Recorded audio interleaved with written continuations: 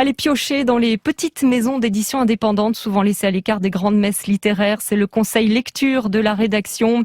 Ilan Amor-Youssef a lu Un long voyage de Claire Duvivier qui a reçu ce matin le prix hors concours. Premier roman captivant qui joue avec plusieurs genres et réfléchit sur le rôle de l'individu dans la grande histoire. C'est un vieil homme qui parle. Au soir de sa vie, il fait le récit de sa riche existence à une femme qui lui en fait la demande. Qui est-elle? Sa petite fille? Une amie? Une amoureuse?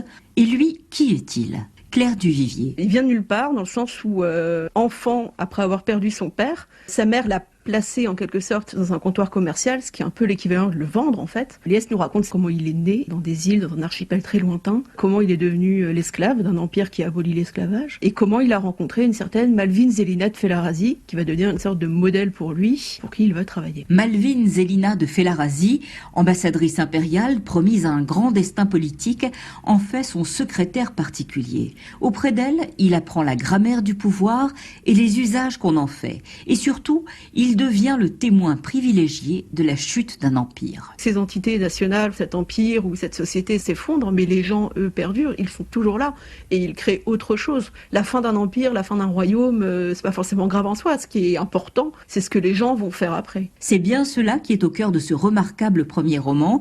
Il emprunte au roman d'apprentissage, au récit d'aventure, au roman d'amour, au traité politique et à la science-fiction pour nous dire que les empires déclinent, que les sociétés meurent, mais que les individus restent et que c'est à eux d'inventer l'avenir. Et voilà tout un programme, un long voyage de Claire Duvivier publié aux éditions Les Forges de Vulcain.